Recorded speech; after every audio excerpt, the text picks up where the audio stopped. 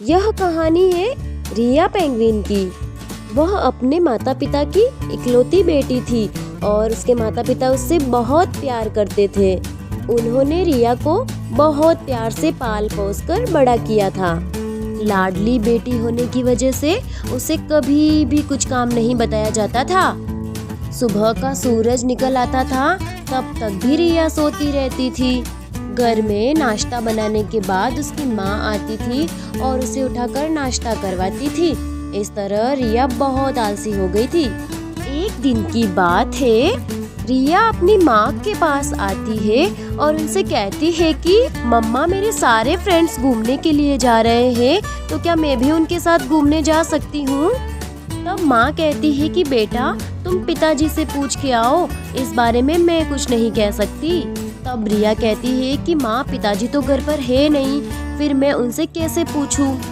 और मेरे सारे फ्रेंड्स घूमने के लिए जा रहे हैं, क्या आप मुझे अनुमति नहीं दे सकती हो क्या जाने के लिए? भावुक होकर माँ उसे जाने की अनुमति दे देती है और रिया खुश होकर अपने दोस्तों को बताती है कि वह भी उनके साथ घूमने के लिए चलेगी। सभी दोस्त अपने परिवार से पूछकर ट्योर पर जाने के लिए रेडी हो जाते हैं और सभी मिलकर ट्योर पर चले जाते हैं। वहाँ पर जाने के बाद सभी मिलकर बहुत मस्ती करते हैं।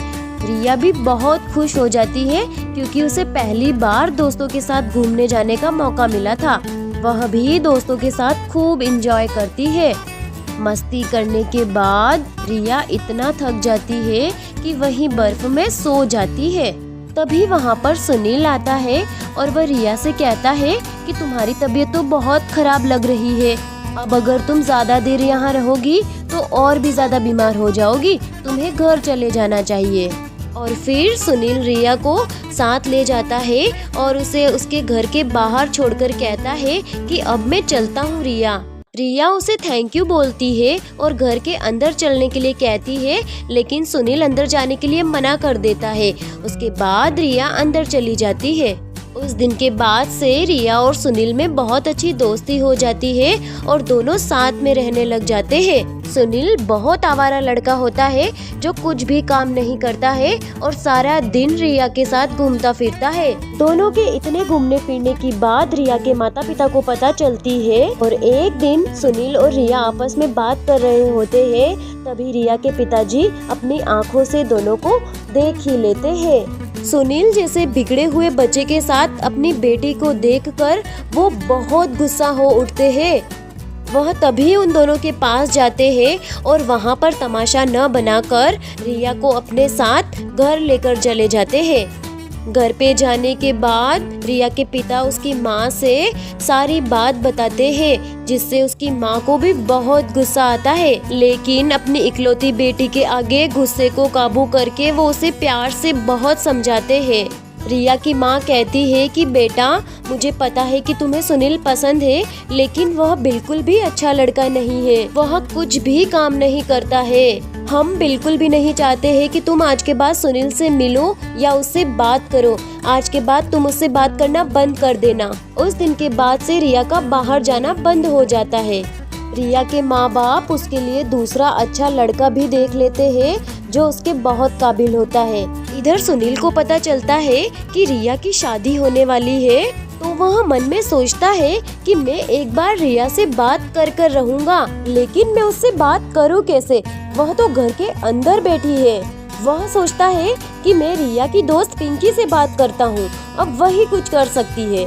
मन में यह विचार करके वह रिया की दोस्त पिंकी से मिलने के लिए चला जाता है और पिंकी को कहता है कि तुम घर पर जाकर रिया से बस इतना कह देना कि कल रात को मुझे बाहर आकर मिले, मुझे उससे बहुत ज़रूरी बात करनी है। पिंकी सुनील की बात मान लेती है और वह उससे कहती है कि ठीक है, लेकिन मैं इसके बाद तुम्हारी कोई मदद नहीं करूंगी, क्योंकि अगर रिया के माता पिता को पता चला कि मैंने उससे कहा है तो वो मुझे मार ही डालेंगे। सुनील के बहुत रिक्वेस्ट करने पर पिंकी रिया से बात करने के लिए तैयार हो जाती है और वह रिया के घर पे जाती है। मौका देखकर पिंकी रिया से कहती है, रिया, मुझे यहाँ सुनील ने भेजा है तुमसे बात करने के लिए। वह कल रात तुमसे मिलना चाहता है और वह कह रहा था कि बस एक बार उससे जरूर मिलना। पिंकी से मिलने के बाद रिया बहुत भावुक हो जाती है और वह सोचती है कि मैं सुनील से एक बार मिलकर रहूंगी। वह पिंकी से कहती है कि मैं ऐसे ही तो घर से बाहर नहीं निकल सकती, लेकिन जब मम्मी पापा घर पर नहीं होंगे तब मैं सुनील को कॉल करके उससे मिलने आ जाऊंगी। तुम सुनील से इतना कह देना। रिया से बात कर पिंकी वहाँ से चली जाती है। उसके बाद एक दिन जब रिया के मम्मी पापा घर पर नहीं होते हैं तब वह मौका पाकर सुनील को फोन करती है और उससे बात करती है। रिया उससे कहती है कि उसके मम्मी पापा उसे घर से बाहर नहीं निकलने दे रहे हैं और वह उससे मिलने नहीं आ सकती है। तब सुनील उससे कहता है कि रात को जब तुम्हारे मम्मी पापा सो जाए तब तुम एक बार मुझे बाहर वाली गली में आकर जरूर मिलना, मुझे तुमसे बहुत जरूरी बात करनी है। एक बार शाम को रिया की माँ किचन में काम कर रही होती है और उसके पिता घर पर नहीं होते हैं। तभी रिया सोचती है कि आज मुझे सुनील से मिलना ही होगा। उसके बाद वह चुपचाप घर के पीछे की गली में सुनील से मिलने चली जाती है। सुनील से मिलने के बाद वह सुनील को अपने माता पिता की सारी बात बताती है कि उन्होंने उसके लिए दूसरा लड़का देख लिया है। यह बात सुनकर सुनील को बहुत गुस्सा आता है और वह रिया से कहता है कि तुम शादी के लिए मना कर दो। रिया कहती है कि उसके माता पिता नहीं मानेंगे। सुनील कहता है कि अगर वह नहीं मानेंगे तो हम दोनों भागकर शादी कर लेंगे। तो रिया के माता पिता हर सुबह रिया की शादी की तैयारियों में लग जाते हैं और सोचते हैं कि अच्छा हुआ हमारी बेटी उसको भूल चुकी है, हमने हमारी बच्ची के लिए बहुत अच्छा लड़का चुना है जो उसे बहुत खुश रखेगा। एक रात जब रिया के माता पिता गहरी नींद में सो रहे होते हैं तभी रिया और सुनील भागने का प्लान बनाते हैं और दोनों उसी रात घर से भाग जाते हैं। रास्ते में सुनील रिया से कहता है कि तुम बिल्कुल भी चिंता मत करना, तुम्हारे लिए तो मैं फलक से चांद सितारे भी ले आऊंगा और तुम्हारी हर ख्वाहिश पूरी करूंगा। रिया सुनील की बातों में आकर बहुत बड़ा कदम उठा देती है। वह एक बार भी अपने माता पिता के बारे में नहीं सोचती है। इधर घर पर सुबह उठकर माँ रिया को उठाने के लिए जाती है तो वह देखती है कि रिया अपने बेड पर नहीं होती है। रिया की माँ मन में सोचती है कि आज रिया बड़ी जल्दी उठ गई है, रोज तो सोती रहती है। यह सोचकर वह मन ही मन हंसने लगती है कि उसकी बेटी तो बहुत बड़ी हो गई है जो खुद से उठने लगी है। हंसते हुए रिया की माँ रिया को सभी तरफ ढूंढती है, किचन में, बाहर, छत पर, सभी जगह ढूंढती है लेकिन उन्हें रिया नहीं मिलती है। बहुत देर तक परेशान होने के बाद वह रिया के पिता से जाकर कहती है कि उनकी बेटी पूरे घर में कहीं नहीं मिल रही है। पिता कहते हैं कि वह यहीं कहीं होगी, तुम ठीक से ढूंढो। माँ कहती है कि वह घर पर कहीं नहीं है, आप जाकर उसे बाहर ढूंढ के आओ, कहीं वो बाहर तो नहीं चली गई है। पिता कहते हैं कि ठीक है, मैं उसे बाहर जाकर ढूंढ कर आता हूँ, तुम बिल्कुल भी परेशान मत होना, हमारी बेटी यहीं कहीं होगी, वो बहुत समझदार है, तुम बिल्कुल भी चिंता मत करो, मैं उसे अभी ढूंढ कर लाता हूँ। यह कहते हुए पिता रिया को ढूंढने बाहर जाते हैं। बाहर जाकर रिया के पिता को लोगों से पता चलता है कि सुनील भी सुबह से गायब है, कहीं वो आपकी बेटी को लेकर भाग तो नहीं गया है। यह सुनकर रिया के पिता को बहुत दुख होता है और वो बहुत परेशान होने लगते हैं। लोगों की इस तरह की बातों को सुनकर उनका दिल बहुत धड़कने लगता है और वो बहुत चिंतित हो जाते हैं। चिंतित होते हुए भी वो अपनी बेटी को उसके दोस्तों के घर पर भी ढूंढने के लिए जाते हैं और पूरे शहर में इधर उधर भागते हुए अपनी बेटी को ढूंढते हैं, लेकिन उनकी बेटी कहीं नहीं मिलती है। बहुत से लोग तो ये तक कह देते हैं कि सुनील ही लेकर भाग गया है आपकी बेटी को, अब उसे ढूंढने का कोई फायदा नहीं है, बहुत सर पर चढ़ा रखा था ना उसे, अब भुगतो।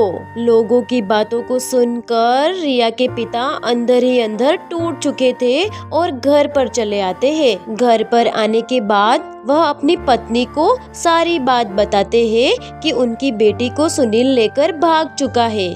यह बात सुनकर माँ की पैरों तले जमीन खिसक जाती है। पिता को कुछ और आगे कहने की हिम्मत नहीं होती है क्योंकि वो पूरी तरह से टूट चुके होते हैं। कुछ दिनों तक तो वो बहुत बीमार हो जाते हैं और अपने कमरे से बाहर तक नहीं निकलते हैं। उन्हें लोगों की बातें अंदर ही अंदर खाए जा रही थी, जिससे वो बहुत परेशान रहने लगे थे। उनकी इस हालत को देखकर रिया की माँ को भी बहुत बुरा लगता है और वो भी बहुत टूट जाती है। मन में सोचती है कि अपनी औलाद को इतना प्यार करने का यह फल मिल रहा है उन्हें। वह मन ही मन रिया से बहुत नफरत करने लगती है और सोचती है कि आज के बाद वह मेरे लिए मर चुकी है। जब भी वह बाहर किसी काम से जाती तब लोग उन्हें देखकर तरह तरह की बातें करते और उन पर बहुत हंसते। आपस में कहते कि अपनी बेटी को बहुत खुला छोड़ रखा था, इसीलिए बिगड़ी है। एक दिन रिया के पिता उसकी माँ के पास आते हैं और उसकी माँ से कहते हैं कि आज के बाद हम उस लड़की के बारे में नहीं सोचेंगे और अब वह हमारे लिए मर चुकी है, तुम भी उसके बारे में सोचना बंद कर दो। उधर सुनील रिया को एक बड़े से शहर में ले जाता है जहाँ पर बहुत बड़े बड़े घर होते हैं और बहुत बड़ी बड़ी बिल्डिंग्स होती है। रिया इतने बड़े शहर में पहली बार आई थी और इतने अच्छे शहर को देखकर वह बहुत खुश हो जाती है। सुनील वहीं पर अपने एक दोस्त से घर के बारे में बात करता है। सुनील उससे कहता है कि घर तो मैं तुझे दिला दूंगा, लेकिन तुझे हर महीने उसका किराया टाइम से भरना होगा, वरना तुम्हें घर से निकाल दिया जाएगा। सुनील उसकी बात मान लेता है और उसे कहता है कि तू मुझे घर दिखा, किराया मैं दे दूंगा। के बाद रिया घर के अंदर जाती है और उसे वह घर बिल्कुल भी पसंद नहीं आता है, क्योंकि वह तो बहुत बड़े और बहुत अच्छे घर में पली बड़ी थी और उस घर में तो सोने के लिए बेड भी नहीं था। सुनील घर के अंदर आता है तो रिया उससे कहती है कि उसे ये घर बिल्कुल भी पसंद नहीं है। तब सुनील कहता है कि अभी तो हमें इसी घर में रहना होगा क्योंकि हमारे पास इतना ही बजट है। कुछ दिन इस घर में रहने के बाद हम दूसरा बड़ा घर ले लेंगे। रिया उसकी बात मान लेती है। उसके बाद सुनील काम ढूंढने के लिए निकलता है और उसे छोटा मोटा काम मिल जाता है। सुनील ने कभी अपनी जिंदगी में कुछ काम किया ही नहीं था, इसीलिए उसे कुछ काम करना आता ही नहीं था। इसीलिए वह कुछ अच्छा काम कर ही नहीं पा रहा था, जिससे उसे कुछ पैसे भी नहीं मिल रहे थे। थोड़े बहुत जो कुछ भी पैसे मिलते थे वह तो सिर्फ उसके घर के सामान लाने में ही हो जाते थे। कुछ दिनों के बाद सुनील रिया के पास आता है और उससे कहता है कि तुम सारे दिन घर पर पड़ी रहती हो, इससे अच्छा तो तुम कुछ काम ही ढूंढ लो।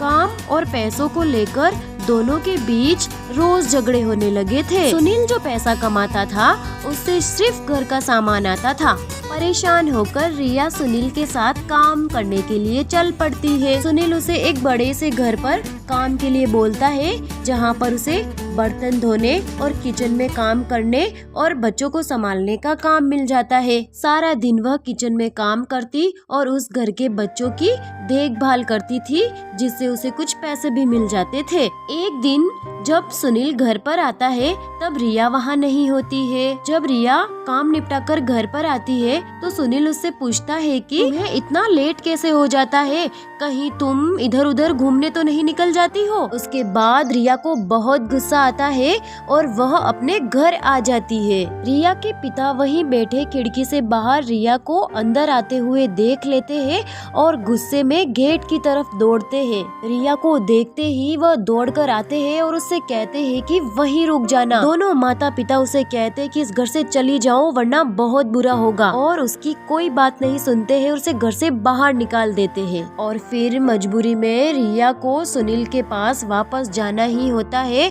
और उसे उसी घर में रहना होता है। तो कहानी से हमें यह शिक्षा मिलती है कि प्यार सिर्फ 2 पल का होता है और जिंदगी बहुत बड़ी होती है। जिंदगी को जीने के लिए सिर्फ प्यार ही काफी नहीं होता है।